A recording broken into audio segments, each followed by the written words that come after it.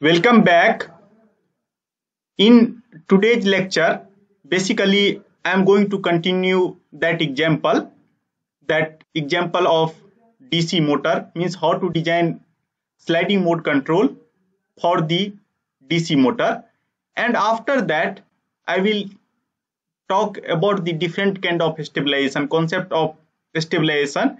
And basically, whenever you are designing control system for some practical system, at that time you have to understand this notion, that is notion of semi global stabilization. So basically, this is lecture number 9. So this is lecture number 9. I have written some part in order to save the time. So let us try to see the development of previous lecture. So what we have observed in the previous lecture, that I have this particularly some kind of DC motor. So are you able to see this interface? Yes, sir. Okay. Yes, sir. Yes, sir. So here, this is the block diagram of the DC motor, and I am assuming that here field current IF is basically constant. And after that, we have written the mathematical model of this particular system. And whenever we are writing mathematical model, so we have two different kind of situations. Since IF is fixed, due to that reason, one can assume that torque developed at the shaft of a motor is proportional to the input current, because here K1 I1 into IF comes into picture, and after that what happens, K into IF equal to K1. Similarly, here back EMF, that is K, some K dash and IF and omega. So K dash and IF is constant, and that I have defined as a K2. So I hope that there is no confusion on this particular two things. And basically, based on these two observations, whole mathematical model has developed. So here you try to understand one point also, that whenever we are developing any mathematical model, then role of observation is also very much important. Role of experiment is very much important. So by experiment, we are able to establish this kind of law, these two law, and after that we are going to write the equation. So one equation, you can see that if you apply KVL in this loop, so I have L di by dt, Ri, here L di by dt, and after that this is back EMF, and after that E. So in this loop I have one equation, and one equation due to this kind of mechanical load, so we have torque is going to apply, or torque is developed towards some load, such that one can control the angular velocity of the motor. What we have observed till now, that in order to control the angular velocity, we are going to design two loops. So inside loop, that is called current loop, so we are going to control the current based on sliding mode control, and after that in the outer loop, we are controlling the angular velocity based on any PID controller, or you can apply any kind of controller. We are not going to apply discontinuous control, because we have already seen the region in the previous class. So let us again come back to that particular observation, and in today's lecture we are going to apply different kind of methodology to again design the control for stabilization of angular velocity. So let us first write the mathematical equation. So mathematical equation one can write like this: L di t by dt, and after that I have some kind of control. Either you can write by E or U, doesn't matter. So U is the voltage. So and here basically U is equal to E, whatever circuit I have given, and after that R into IT, and after that I have This is called back EMF term. So lambda 0 is the constant, and after that I have another equation J d omega by dt. So similarly, F equal to ma, force equal to mass into acceleration. So whenever we are talking about rotation, at that time everywhere we are in place of mass we are replacing by moment of inertia. So I hope that you are able to understand this particular point. So I have kit, and after that I have some mechanical torque tau L. I am assuming that there is no damping kind of force, but in actual motor always there exists some kind of damping, so you can include that term here, that doesn't matter. Now you try to see that in previous lecture what we are going to do, what we have observed that in order to control, so now try to write the objective. So basically if you see the objective, so here our objective to control angular velocity. So somehow I have to make sure that omega equal to some kind of omega star, and after means for as t tending towards infinity, we are assuming that error between omega and omega star, that is tending towards 0. So that is my objective. So I have to somehow make the angular velocity, and this is designed by the user u star or ud star, whatever you want you can write. So how basically we are proceeding, you can see that here I have only one control input. So this is my control input. So in previous class what we have observed that first we are going to calculate the reference current. So in order to maintain omega equal to omega d, how much reference current is required. So how basically we are calculating the reference current? Basically we are assuming that motor has some kind of dynamics, and after that based on that dynamics we are assuming like this, that I have something like error. In terms of error also if you express, then things become more transparent.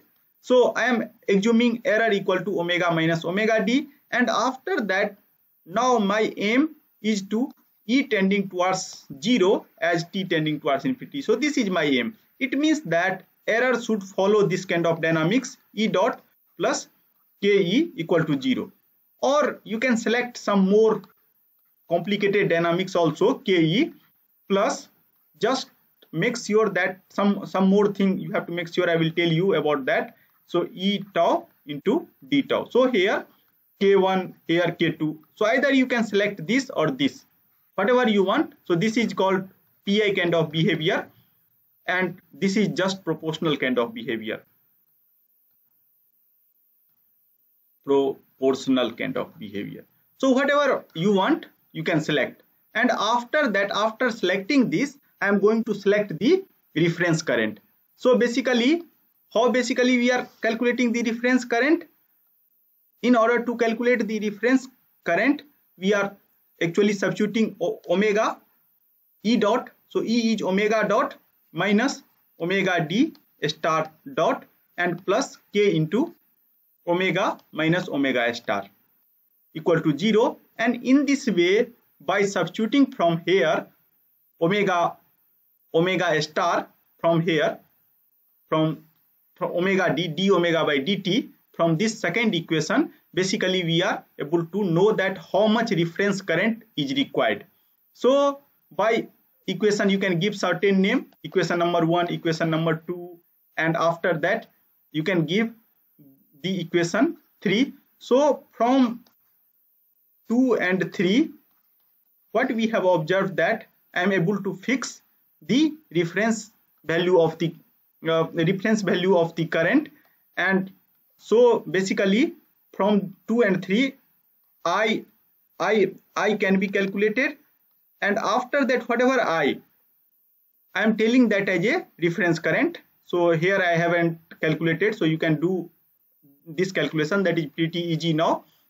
And after that, after calculating this, I have given I equal to I reference, and finally my aim is very simple, so you can give I reference after calculation, and after that what you can do, you have to just track I equal to I reference by designing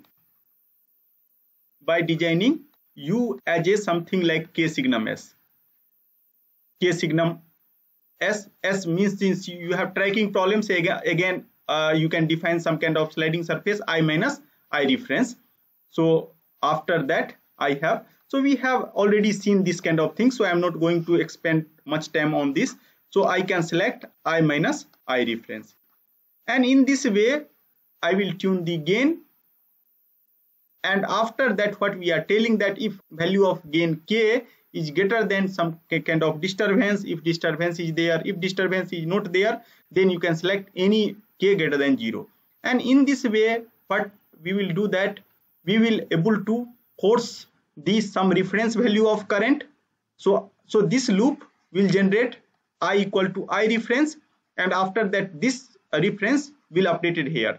You can see that sliding mode control is very fast, very fast. Due to that reason, quickly you are able to tune the current, and mechanical system is a little bit slower. So suppose that if you have certain kind of load requirement, so quickly using sliding mode control you can tune your current, and after that your whatever angular velocity requirement, that is basically satisfied from this particular kind of particular error kind of equation, E dot equal to K into E. Sometimes some constant kind of disturbance is also acting. Due to that reason, people are also designing some kind of PI kind of structure. So what is my suggestion now? You try to design this control you by yourself, and after that try to simulate it using Simulink or MATLAB, and after that try to send that MATLAB code to me, and after that if you have any problem then I will again discuss. So this is the one of the way to control the angular velocity.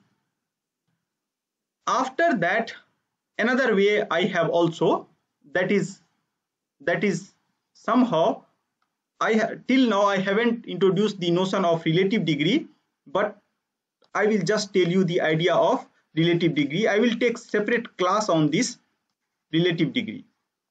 So meaning of relative degree is, first you can select your output. So here I have to control my angular velocity. So suppose you want to control your angular velocity omega, and that equal to omega d star. So basically now your output is omega minus omega d, or suppose that you are just try to push omega equal to 0, that is a stabilization problem, because I have already told you that there is no difference between a stabilization problem and tracking problem. So whatever you want you can do. So suppose I have to control omega equal to omega d, then I will define again error equal to omega minus omega d star, and now meaning of relative degree is I have to differentiate this particular output. So here output is omega minus omega d, and after differentiating I have to check that control is explicitly appear about this odd node. So you know the expression of omega d from equation number 2. From here I am again going to collect value of omega d. So you can see that is k by j I t minus tau l. So basically now I have d by d omega t. I am going to substitute from there. So basically that is k I t by j this omega omega dot, and after that I have tau l by j and omega d dot star. So this kind of relation I have, and after that what I am going to see, that control actually comes into picture or not.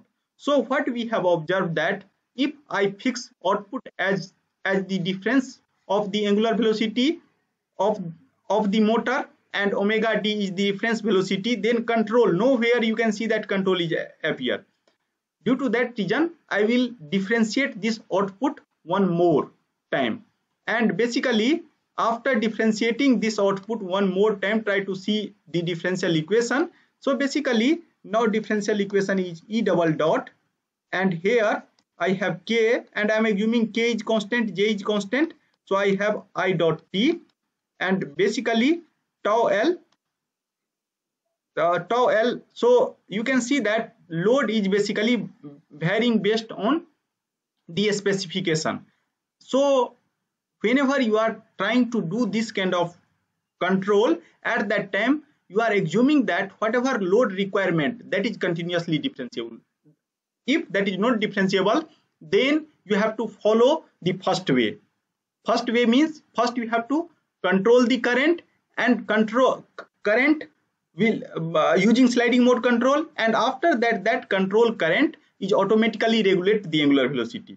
But suppose that if tau L is also differentiable, because whenever we are calculating second derivative of error, then tau dot is involved. One more restriction that comes into picture, that whatever reference velocity that is two time differentiable, only one time differentiability is not enough. Now you try to see that what I am going to do. Now I am going to substitute the dynamics of I dot, because I know this kind of dynamics, what is I dot, from the first equation. So again please come to the first equation. So first equation here, that is L di by dt u minus r I t lambda 0 omega. So in order to calculate this di by dt, I have to divide L on left hand side as well as right hand side. So basically now this kind of term comes into picture. So directly I am going to write, and always it is better that the means after listening the lecture, try to drive everything by yourself, then you become more confident. And basically IT is U, and after that by L, and after that I have R by L into IT, and after that I have one more term, that is lambda 0 by L into omega, and after that I have minus tau L dot by J minus omega D star, two time differentiability is there. Now you can see that actually after doing two time differentiability of particularly this error, and I am assuming that error is nothing but my output. So after doing two time differentiability, I am able to ensure that basically this control is explicitly appear. So E is my output, so my output is E, and control you can see that will appear after two time differentiability, and due to that reason relative degree of this system is 2. So how to calculate the relative degree of any system? First you can select the output, and after that you try to calculate their subsequent derivative, and try to see that at what derivative control will explicitly appear. That is the relative degree of system. So basically relative degree of system is fully depending on the choice of output. So here I have selected E as a output, due to that reason relative degree is 2. It might possible in later part of this course I will tell you that sometime relative degree of system will not also define. Means even if you can infinite many time you can differentiate, control never appear. But most of time in practical problem it is possible to show that selecting some proper variable, always relative degree will appear. Now what I am going to do, now I have second order equation in E. So I am assuming that E is nothing but x1 and E dot is x2. And after that now I am going to write this whole equation like this: x1 dot equal to x2, and basically x2 dot equal to, now I have this term, means you can see that multiplication of this term k by jl, so that is multiplication of k by jl into u, and after that I have some more term, and I am not going to write each and every term separately. I am just going to give some kind of name from term here to here and basically multiplied by k by j. You can give some name. So I am telling, okay, this whole term is nothing but I am defining something like delta 0. So basically now I have two things, that I have u by k by jl and plus I have delta 0, some term like delta 0. So now I have some kind of second order system, and I have already taught you that how to design sliding mode control for second order system. You have to define sliding surface like C1 x1 plus x2, or either you can write a1 x1, that doesn't matter. And what we have seen that a1 should be greater than 0. So similar way, now you can calculate the control. So I can calculate the control by differentiating this x1 dot equal to x2, and from this equation you can just do the substitution. And after substituting this, now what kind of things I am going to observe, that after doing this substitution I have a1 x2 and x2 dot equal to k by jl into u plus delta 0. Now you have two part, so you try to design two different part. That one part you have to design such that what happens, this whole expression is reduced like k signum s, because you know that algorithmic part you have already seen that if I have equation like this, x dot equal to minus k signum s, I am assuming everything is known, there is no disturbance. So if k is greater than 0, then we have already seen that s equal to 0. So finally what happens, you have to do that, you have to do this kind of things. You have whatever term you have to equate that as a k signum s. If some kind of disturbance, then you can put disturbance as it is. Do not try to design control which contain the disturbance. So from equating this, you can see that I can able to design u, and if you apply that kind of u, then what happens, that finally s equal to 0, and whenever s equal to 0, so from here I can also write x dot equal to minus a1 x1, and here x1 equal to 0. So when x1 equal to 0, so now try to see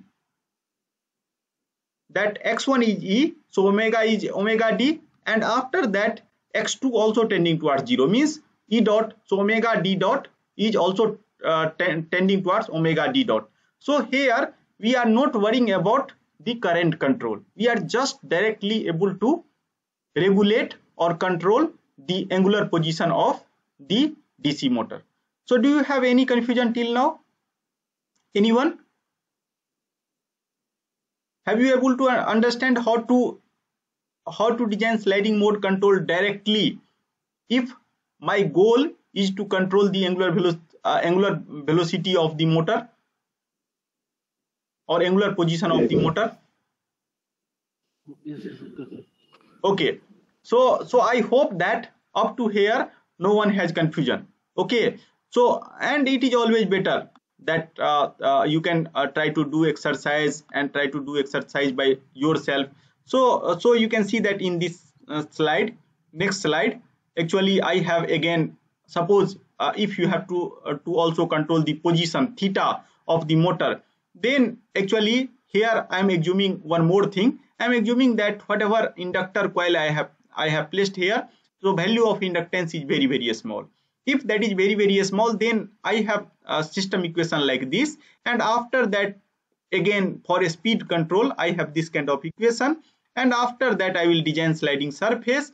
And finally I have already discussed about this slide, so I am not going to again give the idea, because here things are very, very simple. Now you can define x equal to theta, x2 equal to omega. After that, suppose you have to maintain theta equal to 0, omega equal to 0, then you can design this kind of sliding surface, do all kind of manipulation, and this is basically simulation result.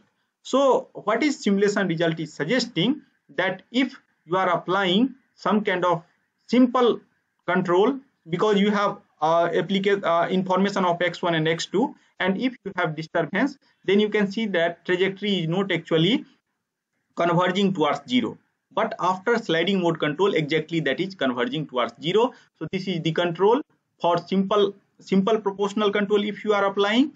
This is the control if you are applying sliding mode control.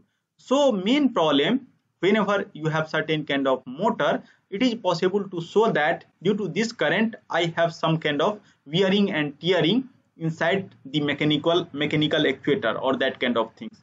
So that strategy I will discuss how to remove that kind of things. So up to here, anyone has confusion?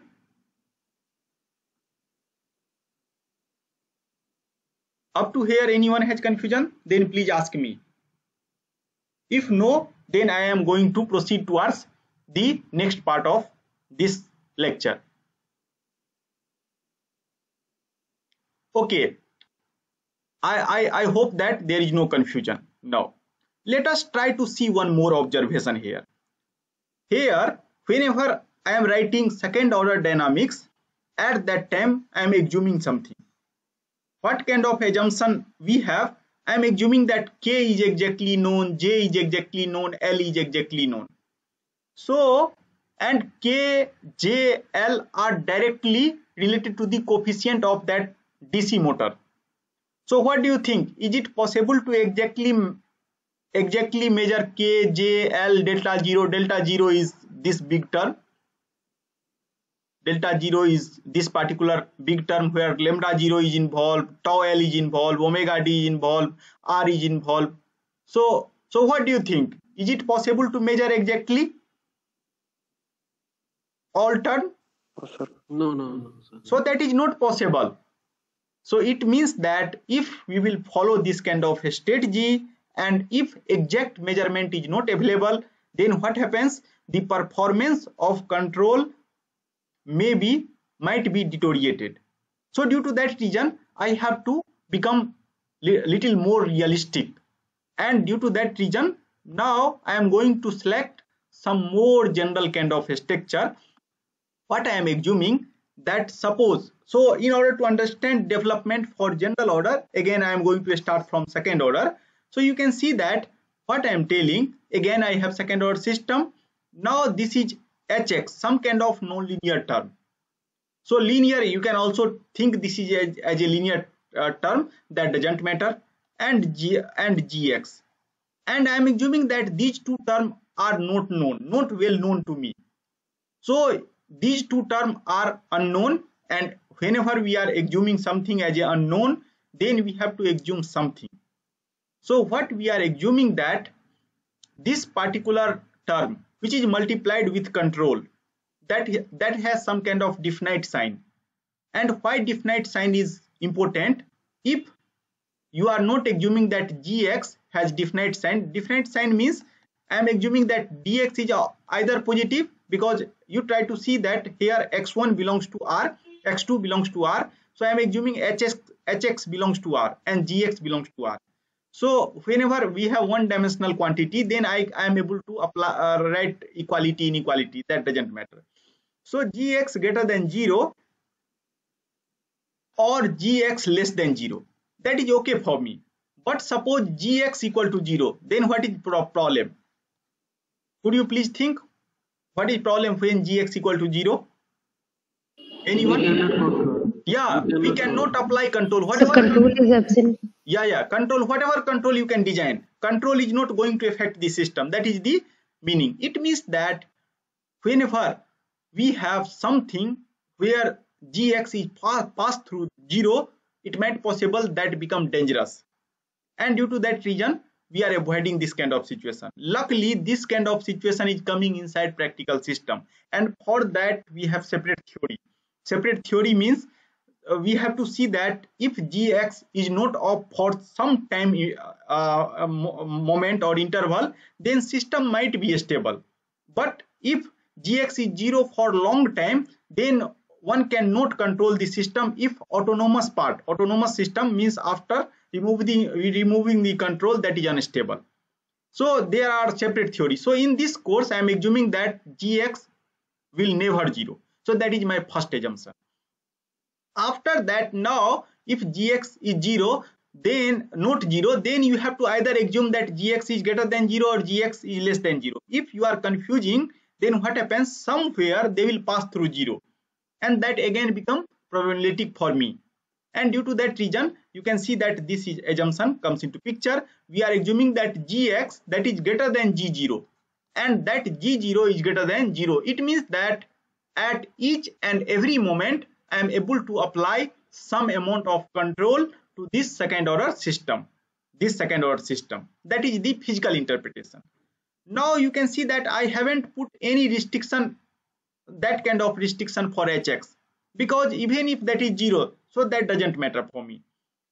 Now I have told you that whenever we are talking about sliding mode control, at that time I have one more assumption, that is we are assuming that something is unknown to me, but some bound I have to assume, and due to that reason, basically some kind of assumption comes into picture. I will talk about that assumption. So what I am assuming, that basically hx and gx both are bounded, that is not unbounded. So you can also write, if you see the literature, then sometime in literature people are writing like this: hx, basically that is, this hx is basically bounded by, that is less than equal to some kind of quantity. You can assume that kind of quantity as a some kind of k0, you can assume whatever you want. But gx, always gx, this kind of assumption people are assuming that mod value of gx, that is greater than g0,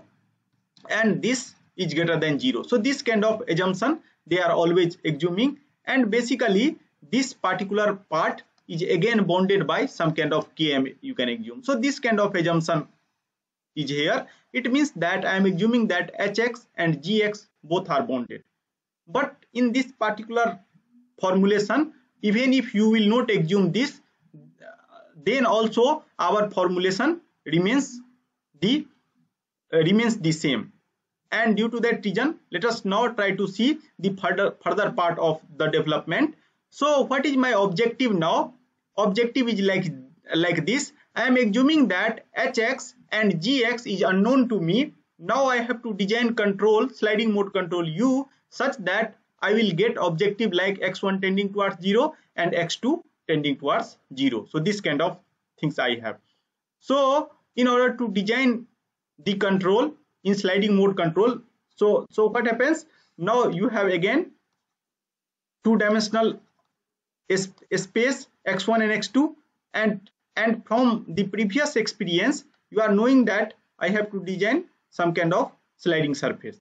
So same way I have designed this kind of surface, and after that I am going to actually push my trajectory and going to maintain this trajectory on this particular surface, because you are knowing that once I am at this particular manifold, then I am not going to leave, because I have some kind of discontinuous control action, and at that time whatever disturbance, system become free from the disturbance. You are knowing about that, because if you see the motion on this, then motion is governed like this: x1 dot equal to minus a1 x1 and s dot equal to 0.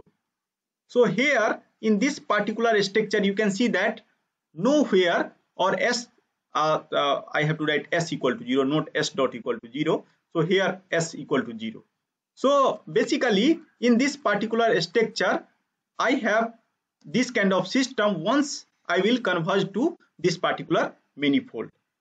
So now if you see the motion along the manifold, so that is given by this, and by Newton's law I have already told you that whenever you have one dimensional system, so x1 is greater than 0, then x1 dot should be less than 0, and if x1 is less than 0, then x1 dot is greater than 0. So due to that reason a1 should be greater than 0, and if a1 is greater than 0, then it is possible to show that if you start anywhere, you are going to converge towards the equilibrium point, and your convergence in neighborhood of equilibrium point is very, very small, because this rate of change is going to decrease with respect to time.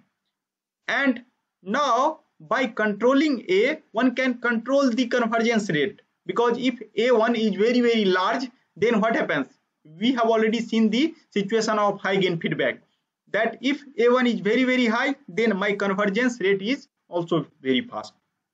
So this is motion when we are on this particular manifold, and once you are in this particular manifold, it is possible to show that it is independent of H and G, and we do not know what is H and what is G. That is unknown to me, but I am assuming that this is bonded and G never crosses through the zero. So that kind of assumption I have.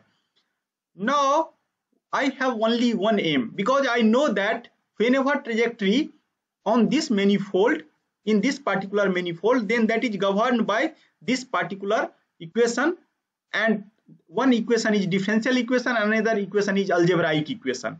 So differential algebraic equation comes into picture whenever system on this particular manifold, and in this particular equation there is no involvement of G and H, and G and H is uncertain. Due to that reason, we are telling that even if once you are at the equilibrium point, so even if whatever value of Gx and Hx, we are free from, or we are insensitive with respect to Gx and Hx. Now only I have one aim, and what is that aim? How one can bring the trajectory to the manifold and maintain it there. So I have to just solve this problem, and you can see that this problem is not simple, because Gx and Hx is unknown to me.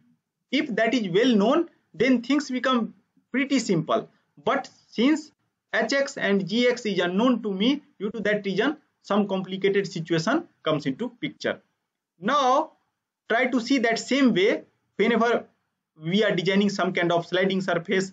I have already told you that some kind of transformation comes into picture, one in terms of S and another in terms of S dot. So whole coordinate system is now in two things. I have to convert whole system in terms of S and x1, and if you convert it, since here x1 dot equal to x2, and we have defined S equal to a1 x1 plus x2, and due to that reason basically this kind of dynamics comes into picture. And after that I have S dot equal to a1 x1 dot and x2 dot. So here you can see that these two things are not known to me, Hx and Gx. So I am going to put some kind of assumption now. We are telling that if this term a1 x2 plus hx by gx is less than equal to this particular function, because you can see that rho is function of the state, and Sx here may be combination of x1 and x2. So we are telling that okay, I will try to see that this inequality will satisfy or not, and if this inequality will satisfy, then what kind of things basically comes into picture. So let us try to see that. I have told you that either you can define the distance or Lyapunov function, so that is distance like function you can tell, or energy like function, that doesn't matter.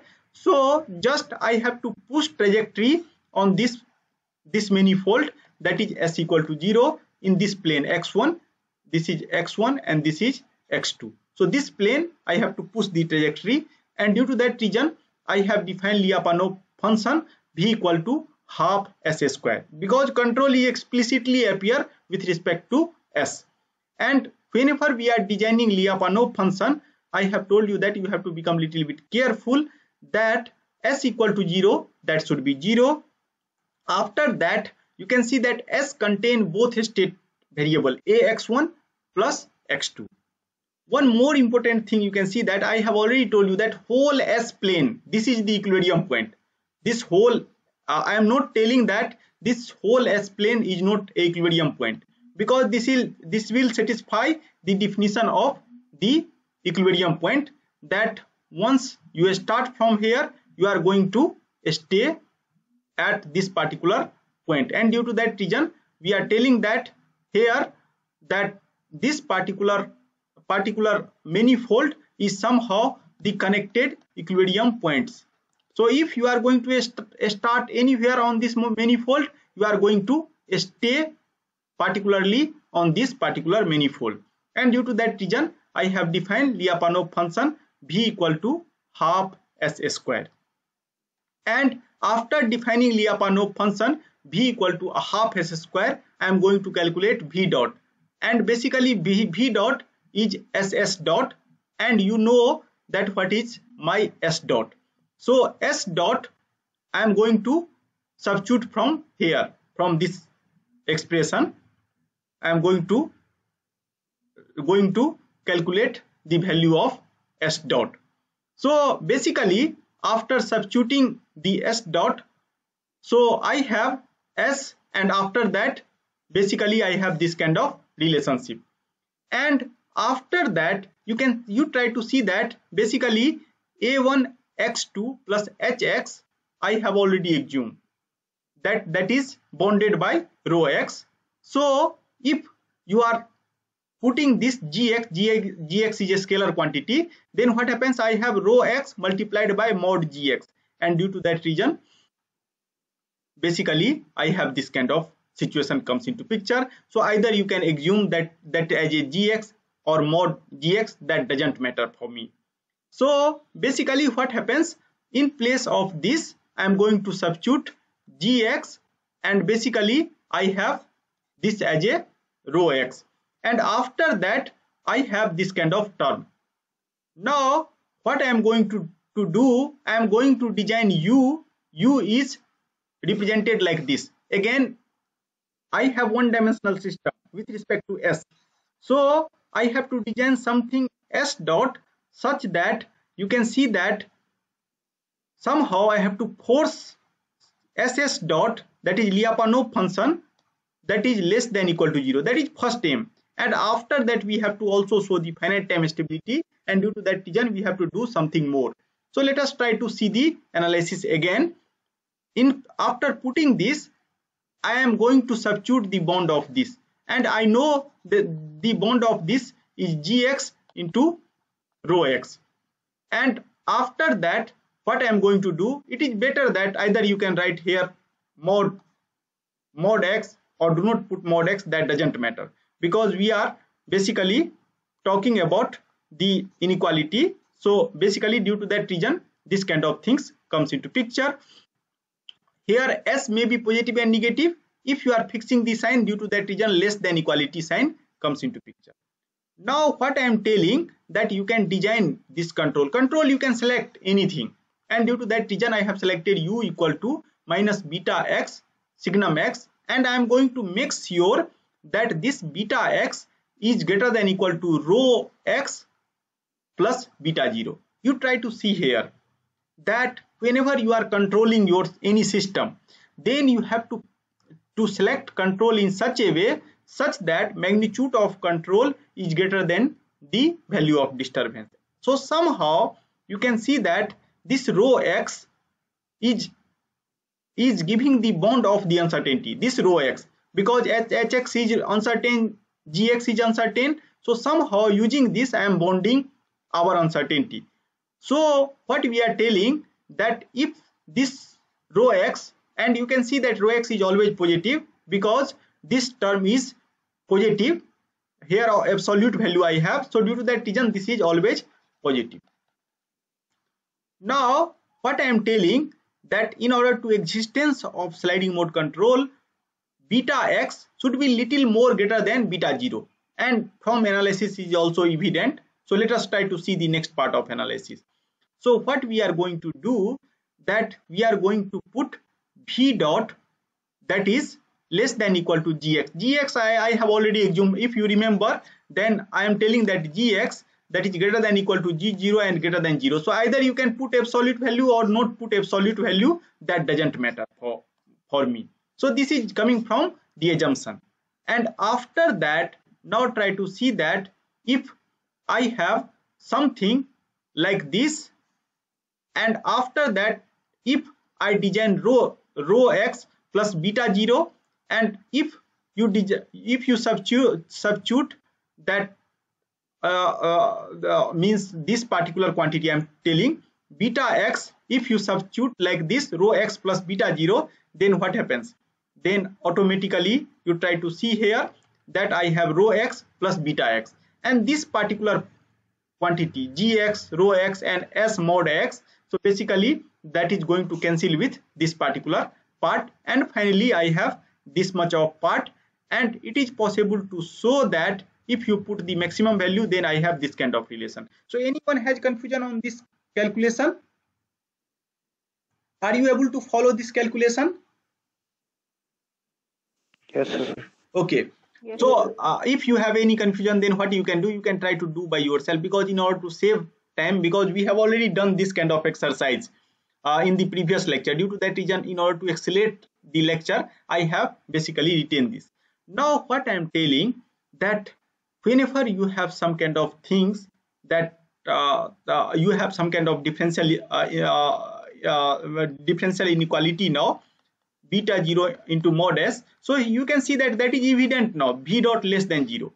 Now I have to prove that v dot that is less than equal to something like beta v power alpha, because we are aware that if we are able to prove this kind of things, then only I can talk about the finite time stability. So one way we are seeing the comparison lemma, and after that we are doing another way is also like this. What you can do, you can define some variable, and after that you can apply the comparison lemma. So omega I have defined, that is a square root of 2v, because I know that v equal to half s square. So if you are defining w equal to root 2v, that is nothing but mod x, and after that now you can take the differentiation. So if omega dot, if you will take, then that is nothing but a square root of 2v, and after differentiating and putting v dot, it is possible to show that finally you are able to get this kind of equation, where both g0 and beta 0 is constant. And if you solve, suppose a comparison system for this particular equation, now that is very simple. U dot equal to g0 beta 0, and this is constant. So whenever you have some kind of differential equation, that is right hand side is constant, so you know that u equal to u0, and after that you have something like g0 beta 0 into t. Here negative sign, then negative sign will comes into picture, and due to that reason this is the solution. And what we are knowing, that since now you can take any value of s0. S0 is the combination of x10 plus x20. It is possible to show that because this term is multiplied by time, so there exists certain time when this negative term is going to dominate over this, and we know that omega is always positive. From here, by definition, you can see that I have defined omega is equal to root 2v, and that is equal to mod s. So what do you think? What is the minimum value of omega? What is minimum value of omega? Anyone? Omega is always positive. So, and from this expression, it is evident that omega st is decreasing. Why? Because first term is some constant. If you are fixing your initial condition, then some constant comes into picture, and second term is negative, that is increasing with respect to time. So basically, initially you have certain value of omega 0, and as time is going to pass, this value is going to decrease, because this value is going to dominate over this. So what is minimum value? Anyone? Is it possible to calculate the minimum value or not?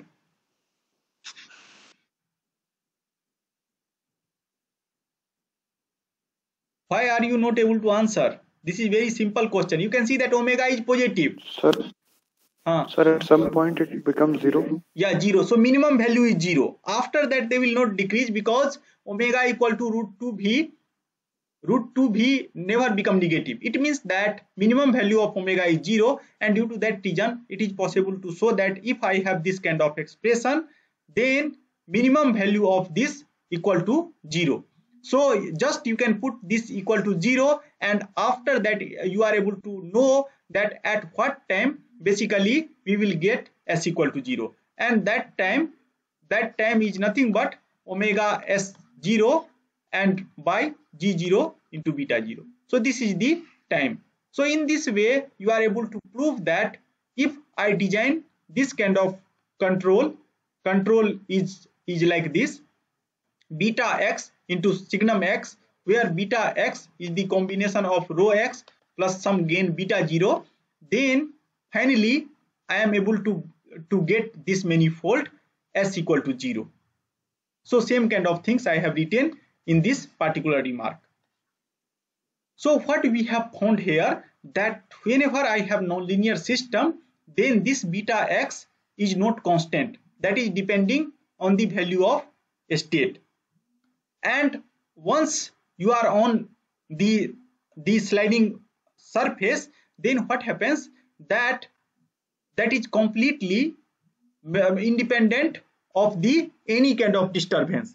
So due to that reason I have written this kind of remark: the striking feature of sliding mode control is its robustness with respect to h and g.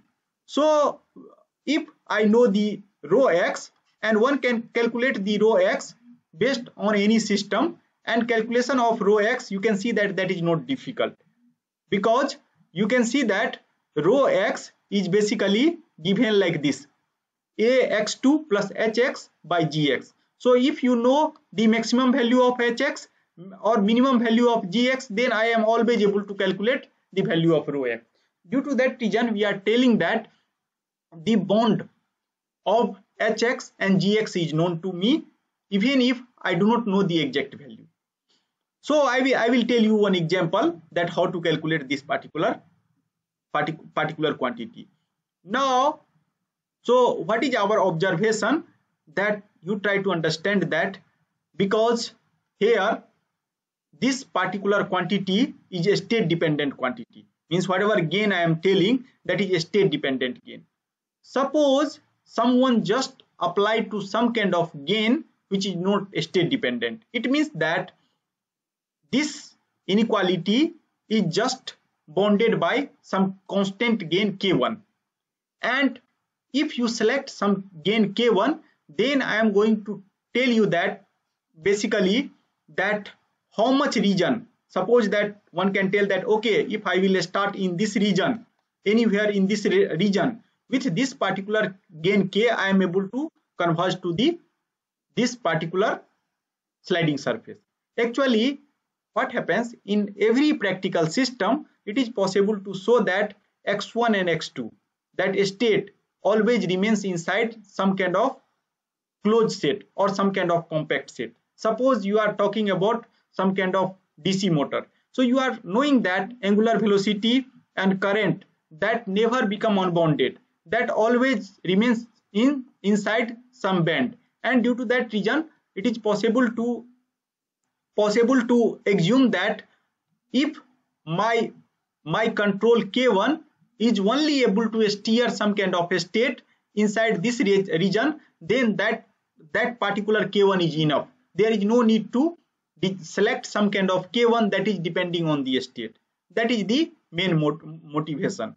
So now let us try to understand this, that a1 x2 plus hx or gx less than equal to k1, and after that what we are telling that what is effect if we are just selecting some kind of constant gain k1, and we are going to see that if I select this constant gain k1, then how much region one can basically able to select using this particular value of the control. To talk about this particular, so I have posed this kind of question, that suppose I have simple relay. So what is meaning of simple relay? I have certain kind of gain, after that I have some kind of switch. So using that gain and switch, how much region I will cover, that is the meaning of the simple relay. So whenever we are talking about relay, so now that I have constant gain k, and after that I have certain kind of switch, that is S. So this is called the very simple relay. So are you able to see this interface, everyone? Yes. Okay. So yes, so now based on this particular inequality, we are going to understand the region of attraction. that is called region of attraction. Region of attraction means if your initial condition will lie in this particular area, this particular black area, then I can give guarantee that trajectory will converge to the sliding surface, and after that we will slide. In this way also I am going to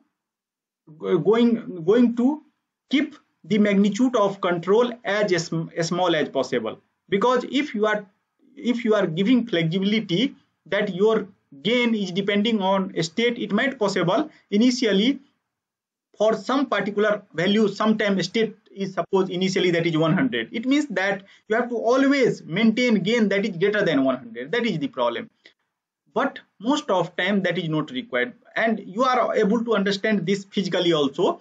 Suppose that whenever we are driving some system, some like bicycle, initially we have to apply some large force, and after that value of force is going to decrease.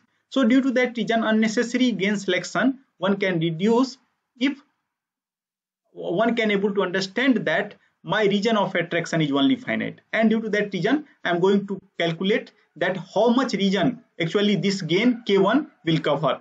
And I am again going to apply simple switch. I am not going to apply switch like K, that is function of X and signum X. I am just going to apply some kind of constant gain and some kind of switch.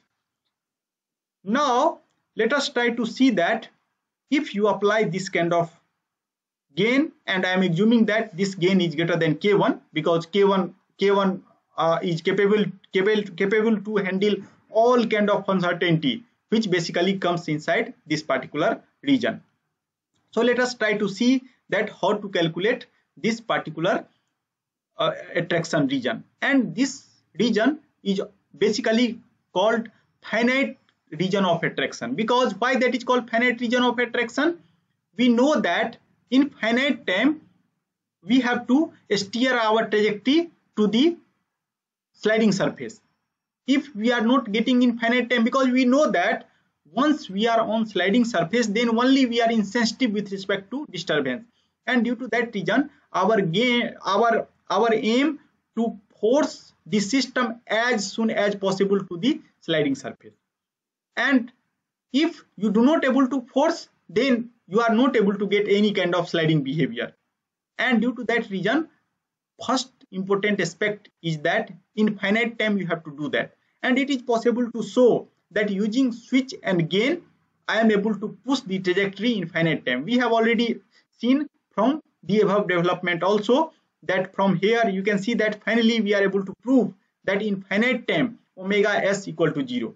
If omega s equal to 0, so automatically s equal to 0, because that is root 2v and s equal to 0. And during this process what we have observed that v is always less than 0, and v is nothing but half s square. So it is possible to show that I have two kind of condition: ss dot less than 0, that is basically give the attractivity, and finally I have to prove that in this sliding surface I will reach in finite time. And for finite time using comparison system we have already proved. So at least if we are able to prove this, it means that we are attractive towards this sliding surface. So whenever we are calculating the region of attraction, at that time we are going to take help of this inequality ss dot less than 0. So let us try to see the development how basically one can calculate the finite region of attraction. So whenever we are calculating, so anyone has confusion why I have written this word finite? Finite means in finite time if I start from some region, then I am going to hit the sliding surface. And after that what we are telling that if this condition, because I have to ensure this condition, this is basically necessary condition ss dot less than 0 in order to attract towards the s, and I am assuming that set s makes positively invariant. Positively invariant means if you start from somewhere you are going to stay there. Positively means in forward time I am going to stay there. So you can see that in sliding mode control also what basically we are doing, we are actually pushing this trajectory towards forcing this trajectory towards this sliding surface s equal to 0, and basically this is x1 and x2, x is x1 and x2, and after that in forward time I am going to maintain this, and due to that reason this is called positively invariant. Positively invariant means once you are on this sliding surface, then in all forward time you are going to remain on this sliding surface. So in order to do calculation of that particular positively or particular set, I have to see the first equation, that x1 dot equal to s minus a1 x1, because from this particular things here you can see that I have used this kind of symbol.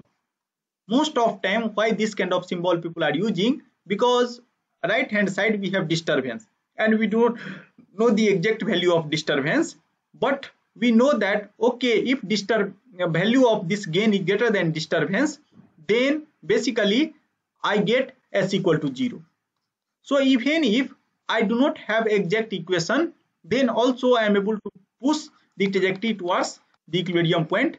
So this equation, if you just remove dt, if you are not mentioning dt, then also people are writing like this. It means that this particular equation k dash signum s contain basically infinite many differential equations. So first equation might be like this, minus k and plus d0, and after that they have another differential equation that is minus k, and after that so signum x may be contain positive and negative value, so plus k and plus d0.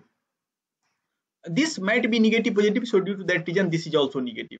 So if you have dt that is less than d0, so dt might be plus d0 and minus d0. So all differential equation from minus k minus d0 plus k d0 is contained inside this equation, in this particular equation, and still I am able to maintain s equal to 0. So whenever you have some kind of signum function, and if you define signum x like this, plus 1 minus 1 and at s equal to 0 something like between minus 1 to 1, at that time basically this is minus 1 and this is plus 1, minus 1 to 1, then at that time this is nothing but some kind of differential inclusion. Differential inclusion means I have infinite number of differential equation at s equal to 0. Now in order to calculate the region of attraction, we have to also see the first equation. So due to that reason I have defined half x1 square, and I have to, after that what I have to do, that I have to see that up to what range basically trajectory is. Trajectory means Lyapunov function, value of Lyapunov function is less than 0.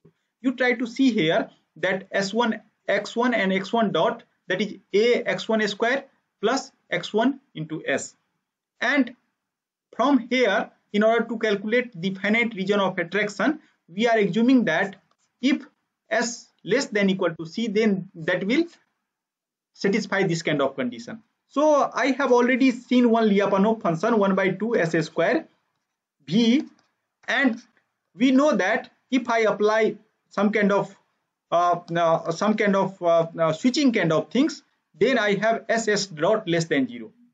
But I have two subsystem. One subsystem is also like this, s dot equal to s minus a x1, and you can see that once you close your system, close your control loop, this subsystem also comes into picture, x1 dot equal to s minus a x1. So basically from a starting point from here onward, I have this subsystem also into picture, and once you are on sliding surface, then this system is reduced back to x1 dot equal to minus a1 x1. So like this. So now what we are telling, that if I take this kind of Lyapunov function half x1 square, so x1 into x1 dot, and after that if I will put the value of s, that is c, because I am assuming that that is positively invariant, if that will satisfy this kind of relationship, it means that if x1 lie on this region, then it is possible to steer the trajectory from here to here. That is the meaning, and in this way I am able to calculate the region of attraction. So let us try to see here that if x1 0, is less than C minus A1. So by Lyapunov function, we are able to understand that what value of x1 basically I am able to make v1 dot that is less than 0. And if you are here, it is possible to show that all future trajectory due to that region x1t I have written. This 0 means initially I am here and I am going to remains inside this particular.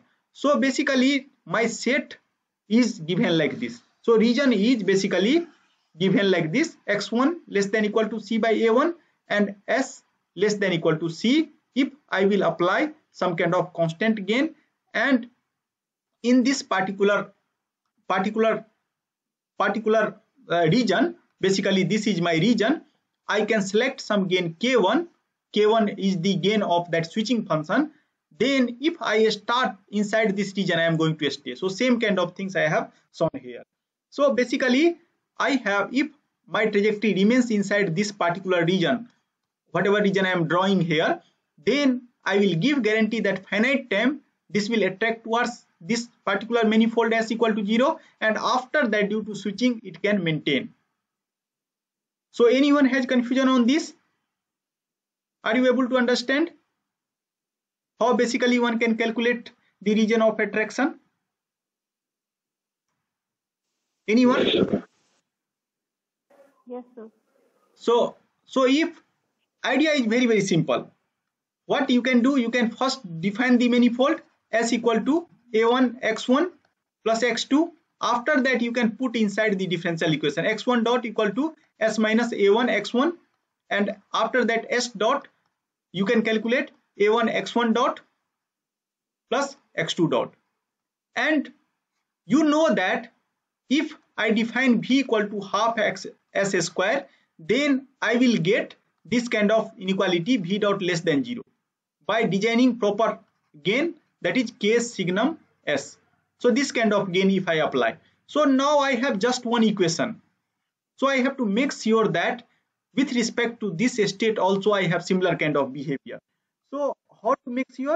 Again, you can define Lyapunov function, energy like function or distance like function. I have already told you that. And after defining Lyapunov function v equal to half x1 square, you try to keep the bound of s equal to c, and in this way I can give guarantee that if x1 is less than equal to c by a from this inequality, because I have to maintain v less than equal to 0, and for that this condition comes into picture, means this particular gain is only able to capture the behavior, converging behavior of the system when x1 lie inside this particular region. That is the meaning.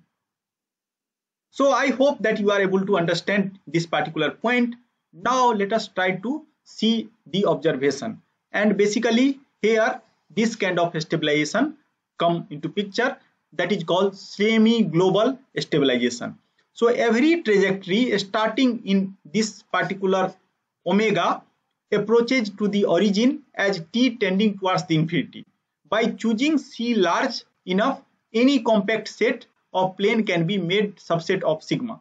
So basically you can see that here if I can choose large value of C, then automatically x1 will increase, and by choosing, but you try to see that after choosing large value of C, what happens, that automatically this gain k1 is affected. Why this gain k1 is affected? Because you can see that x2 is involved here and x1, and this s is ax1 plus x2. So if you are increasing C, so automatically that effect come into picture, and finally I have to increase k1 in order to maintain this kind of inequality. And due to that reason, if my state is very, very large, then I have to select very, very large gain.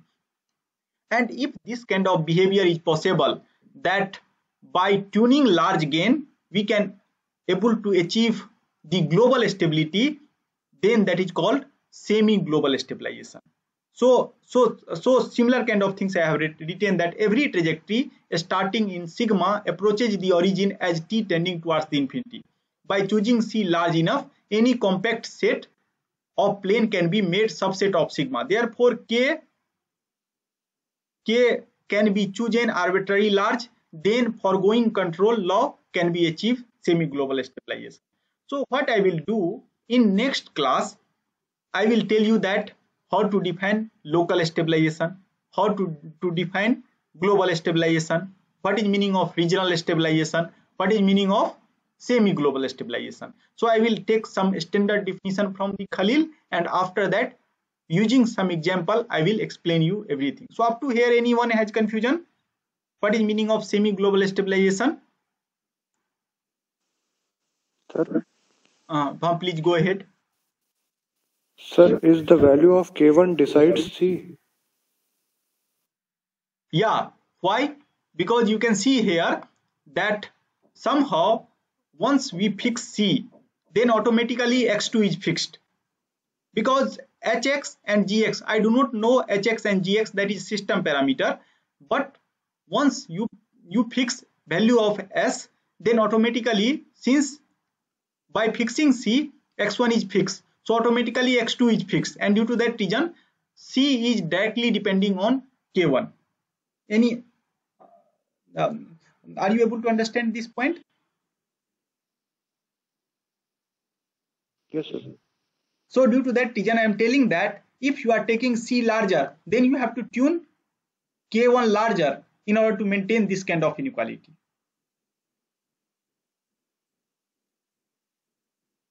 Okay, sir. So up to here, anyone has confusion? Now let us come to the question that is posed by Nidhi, that what is hx and gx, and I have told her that this kind of things is basically depending on the system. So you can take any second order system, and one of the famous second order system for the control people, that is pendulum system. And so try to see the pendulum system. So I have pendulum system. So basically, if you see the pendulum system, then that is very simple system. That is, I have one kind of ball, and that is attached here, and I am assuming this point is fixed, and this is angle theta. You can see that this particular ball has some mass m. This string has certain length L. I am assuming that weight of this string, or this is very lightweight string, so mass is practically negligible. I am assuming that. And after that, you can see that I have two force, that is mg, that is acting vertically downward, and in this particular direction I have this kind of component mg cos theta, and in this direction I have mg sin theta. Because this angle is theta, so automatically this angle is theta. Anyone has confusion on this? Because you can see that this line and this line is parallel. So whenever two parallel line and this is line joining between this, so due to that reason this angle equal to this angle. After that, whenever this pendulum is hanged in some kind of environment, then one force that is also coming due to friction, and whenever we have friction kind of force, that is proportional to the velocity. So suppose one torque that is acting on this direction, so some kind of friction kind of torque or force you can tell that is acting on this particular direction. So you can represent that particular force F as a F, and this is viscous force FB, you can tell. So now if you will write the dynamics of this particular system, then either, if you are, in order to understand more easily, first what you can do, you can assume that this torque is nothing but some kind of force, and after that obviously I will convert that into torque also by just multiplying with L. So if that is force, then you can see that I can apply the Newton's law. So I have basically, if this L, I have length of this particular pendulum is L, then try to see the displacement from here to here. So I can write this displacement S equal to L into theta. So S is displacement from here to here. So from the trigonometry, that is obvious. I hope that you all are aware about this. So this is L into theta, and whenever I have displacement, I can also able to calculate the velocity kind of quantity, that is S dot, and L is constant due to that reason this is L theta dot. Now you can just apply F equal to ma. So mass into acceleration. So mass and acceleration is the again one more derivative of the velocity, and due to that reason ml theta dot that comes into picture. And after that I have told you that first you can assume that this as a force. So if this is torque, then I can also write this torque as a tau by L. So this is force kind of quantity, and after that I have some force that is acting on this direction, that is mg sin theta, and after that I have friction kind of force that is basically proportional to the velocity, and velocity you know that L theta dot. So do you have any confusion on this particular dynamics? Anyone? No, sir. Okay, so if you have you don't have any confusion, then you try to see here that basically theta double dot is now T by ml square minus, here I have G by L sin theta, and minus K by M theta dot. Now suppose that I have to maintain, because whenever you have pendulum system, there are various use of pendulum system. So you might have seen that pendulum system. Suppose that if you see Segway, do you ever see the Segway? Anyone? Segway is basically, if you went to the Paris or some kind of European country, you are able to see that basically some policeman is basically using this kind of things. So they have certain kind of platform, and after that they have certain kind of pendulum kind of structure that is attached from here. So they are basically sitting here, and after that by from this particular platform they have certain kind of motor is attached here, and after that this particular platform is basically moving, and if some angle is theta here, so it is possible to show that by controlling that angle one can able to move from one point to another point. So this is Segway. So if you not ever seen the Segway, then please try to go to Wikipedia and try to see the Segway.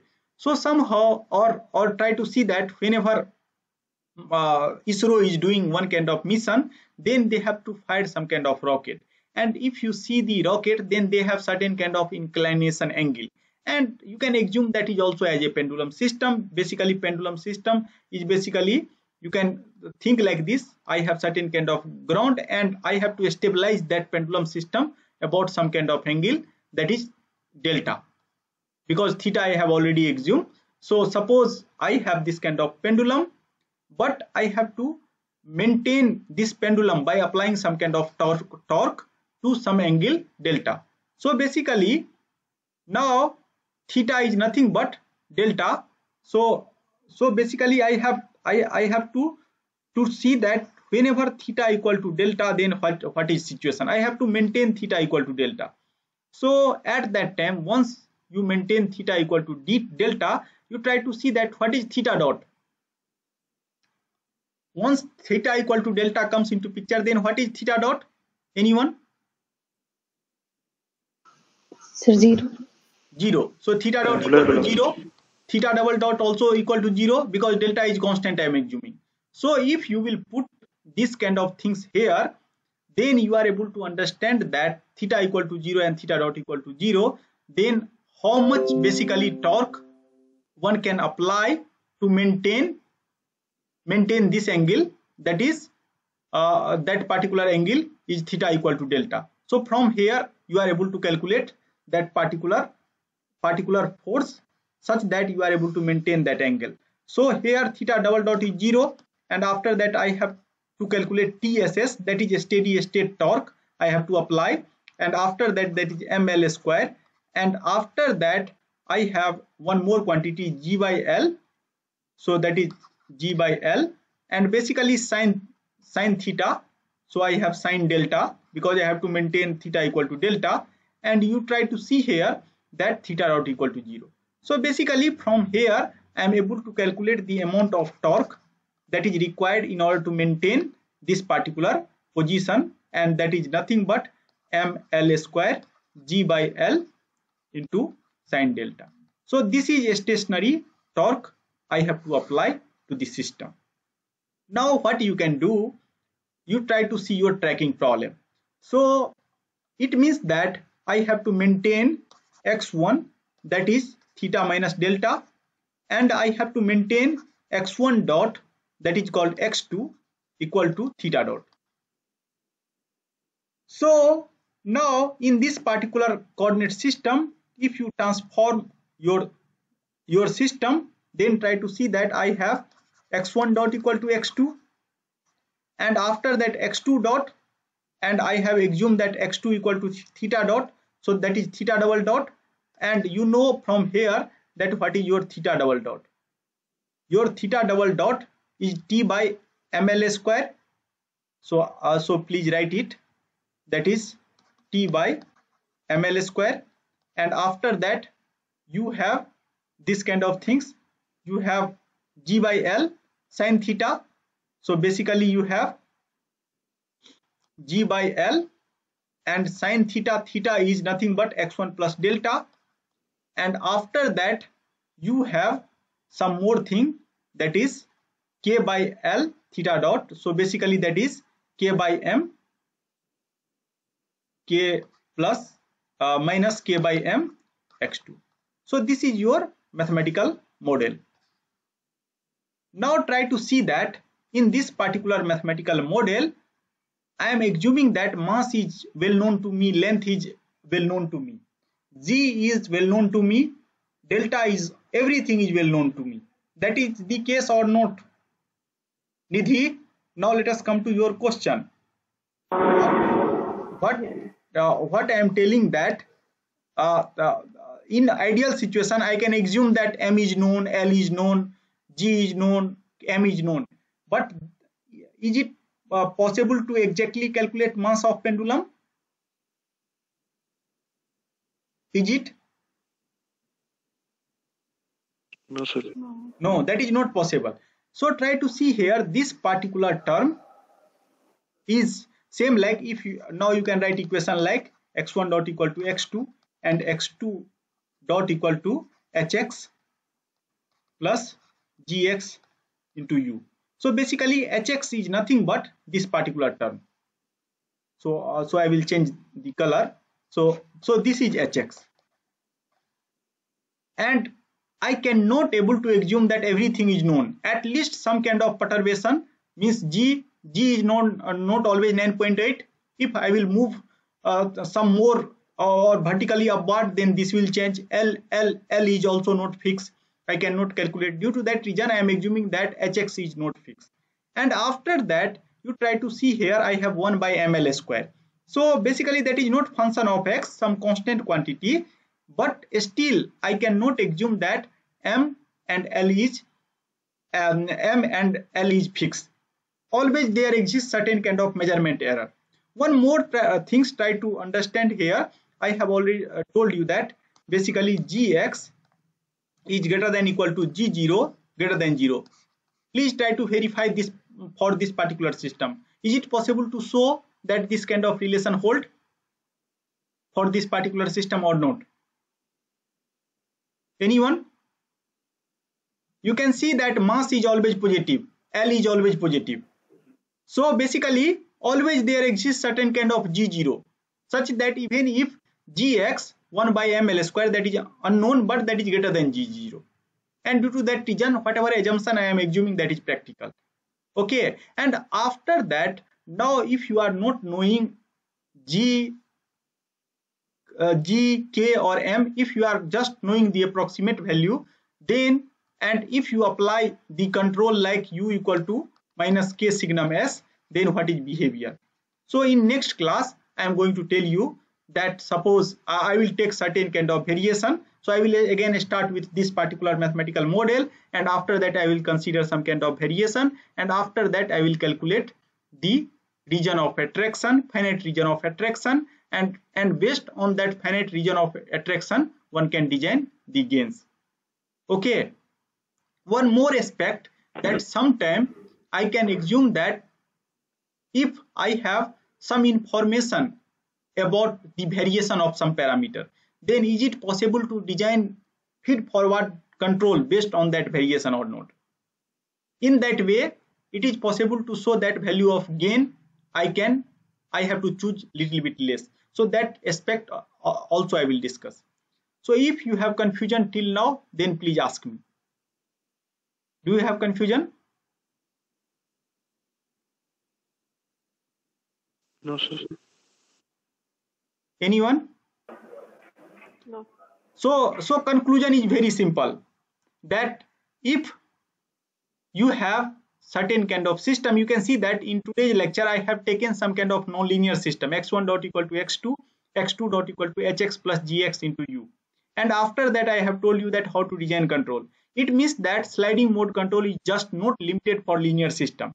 Even if you have non-linear system, and if you apply some kind of gain and switch, constant gain and switch, then only restriction comes into picture, that you have basically semi-global kind of stabilization. It means that we have to first understand that under which region I have to work. If you are somehow you are able to guess that region, and for practical system it is possible to guess, because we are knowing that current through some system will not going to go beyond this particular value. So most of time it is possible to understand, and in that way we are able to design sliding mode control for that system. So first I have started the sliding mode control for linear system, and for that I have given one example of pendulum system. For example of motor system, DC motor system. In DC motor system, initially I am assuming everything is known. After that, now what you can do, you can assume that everything is not known. Then that is uncertain system. So same way like nonlinear system, it is possible to deal. And you have also understood that how to take care or how to design sliding mode control whenever you have nonlinear system. Now for next class I will tell you that how to calculate hx and gx. Till now we know that how to calculate hx and gx. What is hx and gx? So whenever we have variation of parameter, then how to fix that particular finite region of attraction for some particular problem, then things become more transparent to you. Okay, so anyone has confusion? Okay, if you don't have any confusion, then I am going to close the today's lecture. So thank you very much again.